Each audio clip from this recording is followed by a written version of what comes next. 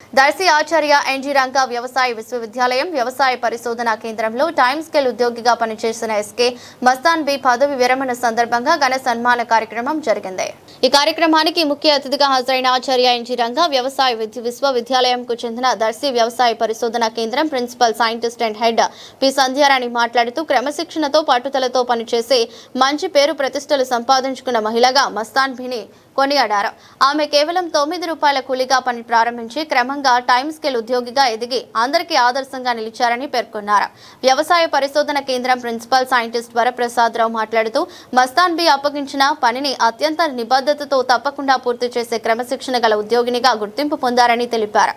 అనంతరం వ్యవసాయ పరిశోధన కేంద్రం సిబ్బంది, టైమ్ స్కేల్ ఎంప్లాయీస్ యూనియన్ సభ్యులు, కాంట్రాక్ట్ మరియు అవుట్ సోర్సింగ్ ఉద్యోగులు, కృషి విజ్ఞాన కేంద్రం సిబ్బంది, బంధువులు పాల్గొన్నారు। కార్యక్రమంలో వ్యవసాయ పరిశోధన కేంద్రం సిబ్బంది, టైమ్ స్కేల్ ఉద్యోగులు ఉన్నారు।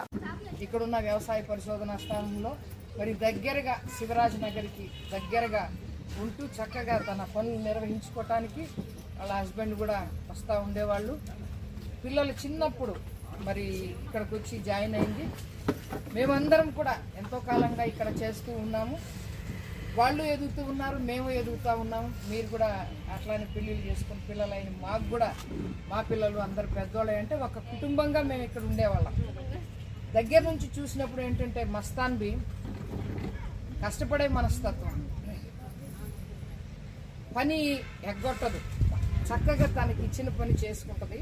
ఒకవేళ దాంట్లో ఏదన్నా తప్పు దొరికినట్టు ఇట్లా అయిపోయిందమ్మా, తప్పు అయిపోయిందనే మనస్తత్వమే కానీ ఎదిరించడమో లేకపోతే వెనక వెళ్ళి ఇంకొకటి మాట్లాడటము అలాంటి ఏమీ లేవు। అలాంటి వారికి నిజంగా భగవంతుడు తోడై ఉంటాడు। మరి అన్ని రకాలుగా కూడా మీ అందరిని చూస్తుంటే మాకు చాలా సంతోషంగా ఉంది। అమ్మ కొంతమందినే నమ్మ పిలుచుకుంటాననింది, తీరా చూసుకోవడానికి బంధుమిత్రులు ఇంతమంది ఉన్నారంటే చాలా సంతోషంగా ఉంది మాకు కూడా। మరి మస్తాన్ బి రాబోయే రోజుల్లో ఒక చక్కగా నువ్వు ఇక్కడ పని చేసుకున్నావు, మరి నీకు వచ్చే బెనిఫిట్స్ ఎక్కువగా లేకపోయినా తక్కువైనా కానీ నీకు నువ్వు పెట్టుకో, నువ్వు చక్కగా బతకాలి। గవర్నమెంట్ అంతే కదా, పెన్షన్ ఎందుకు ఇస్తుందంటే ఇంతకాలం కష్టపడి పనిచేశారు కాబట్టి వచ్చే రోజుల్లో అతి తక్కువే వచ్చినా కానీ నువ్వు పెట్టుకొని చక్కగా నువ్వు బ్రతకాల। అది మా ఆశయం। ఇక్కడే మా దగ్గరే ఉంటావు। ఇట్లా ఏదైనా చిన్న ఫంక్షన్ జరిగినా కానీ ఎప్పుడు మేము రిటైర్ అయిపోయిన వాళ్ళని పిలుస్తూ ఉంటాం। ఇప్పుడు మా రాజేశ్వరి అట్లానే తను కూడా వేరే ఊరు నరసరావుపేట నుంచి వచ్చింది। వీళ్ళందరూ ఒక కుటుంబ సభ్యులుగా ఉంటాం అన్నమాట।